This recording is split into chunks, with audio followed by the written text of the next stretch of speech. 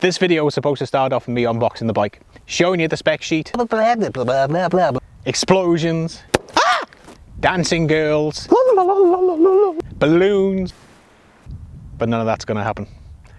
Like an idiot, I deleted the file, so we'll have to do it a different way.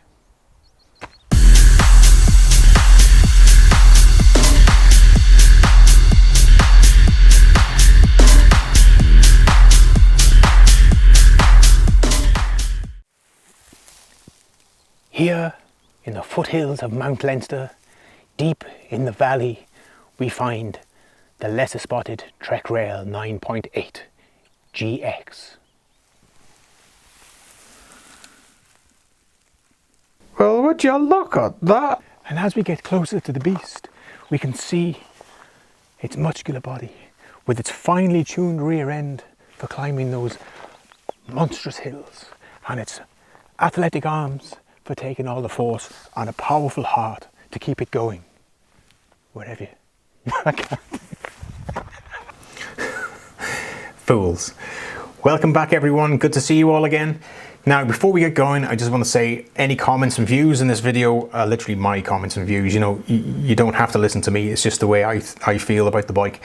You can make your own mind up, you're all adults. So once that's out the way, cool. Now, we've been looking forward to getting this bike for quite some time. It arrived a few weeks back there, so first thing we did was literally throw on some different handlebars, tyres, just to get a familiar feel to what I'm usually riding. And we took it out for some spins. Now, not everything always goes to plan. Let's take a look at the video.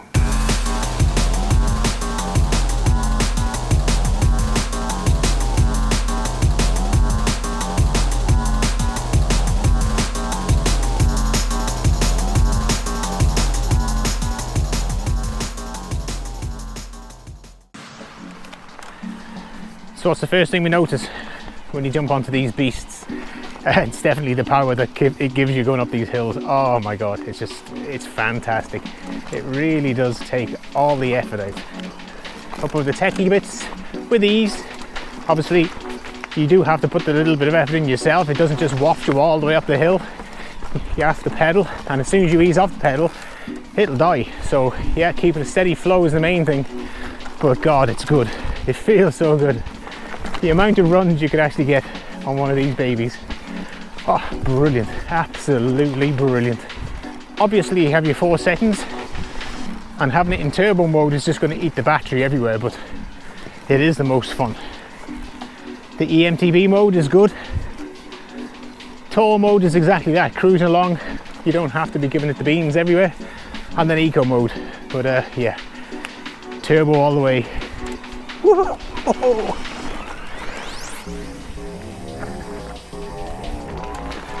Oh, I love it. I absolutely love it. EMTB mode again now into a little technical trail. Let's see how it feels in here. Yep. Just spit you out quite nicely. Actually holds it quite well. Oh, maybe not too much there.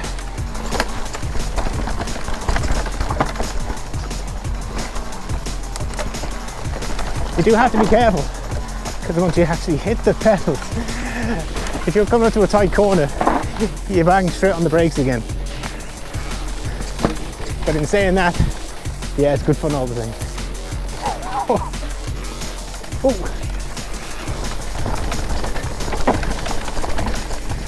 It's certainly nippy.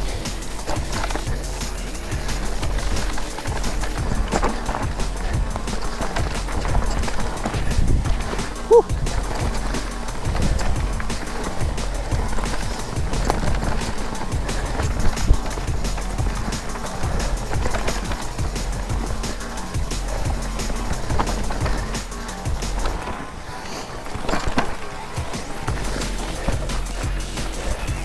Whoa!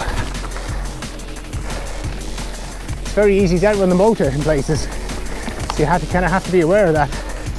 Little humps like this, you get the pedals down, it gives you that extra kick, actually launches you over.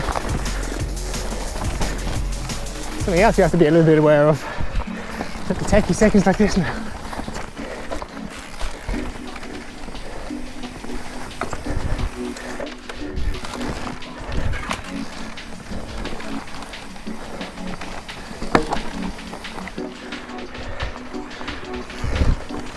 I know this section from here on the normal bike, and it's horrible. It's an absolute breeze on this.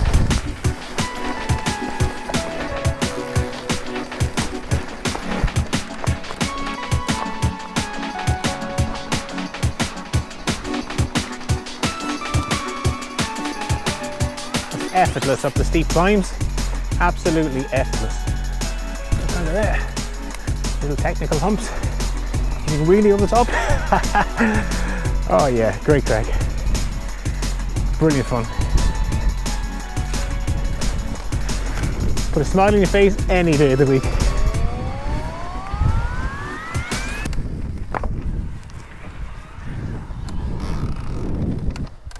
Jesus, there's some amount of creaking coming from the bottom there now.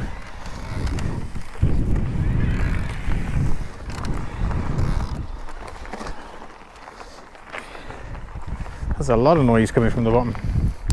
That's not impressive. Now, we've done 34 kilometers and the bike is going crazy. The curse of the Trek bearings again, maybe? We'll have a look. Up until this point, I'd really been enjoying the bike. It was good fun. So to experience that creek at just over 30 kilometers was it was very, very disappointing, if I'm being honest. The bike is like 8,700 euros. You know, this shouldn't be happening on a bike in that price range. I'd been down to the car after, we'd retorqued all the bolts, the pivot bolts, everything, the cranks. And the creek was still there, so this just leads me to believe that we need to strip out all the pivots and, you know, grease all the pivots. They've probably not been done from the factory. Now this has been happening on a lot of bikes from Trek of late, so it's fairly disappointing, to be honest with you. So you really need to pull your finger on that one, Trek, if I'm being honest with you. Now something else to be aware of in this bike is sizing. I run a medium large normally in the Trek Slash. Now we had to go for the large in this one. They don't do in between sizes like a medium large, so it's small, medium or large.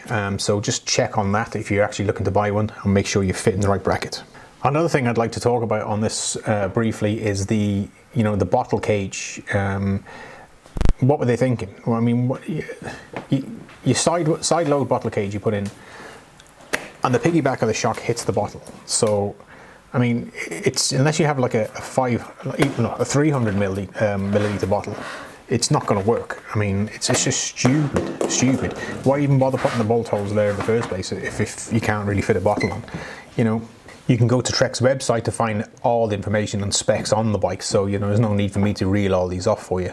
It's much easier for you to look at yourself and make the comparisons. I also think the bike lacks in travel, if I'm being honest with you. It would be nice to have this as a 170, 160 like the Slash.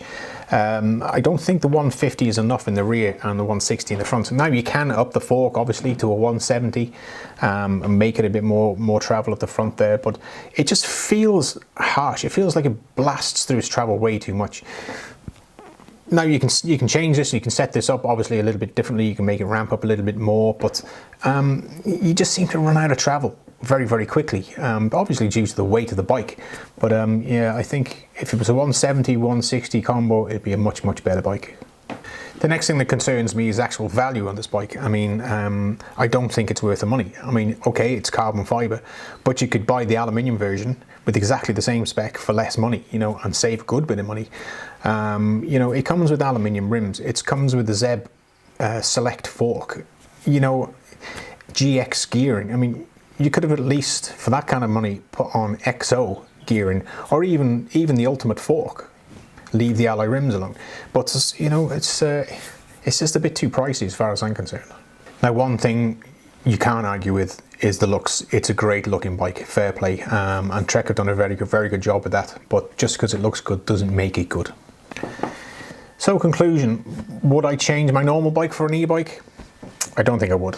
Now, yeah, they're great for going up the hills. You know, they really fly you up and along some of the trails as well. But you know, you soon outrun the motor, and when you outrun the motor, it just becomes this big dead weight. You know, even on the descents, you feel the weight. It just feels dead. There's no life in the bike.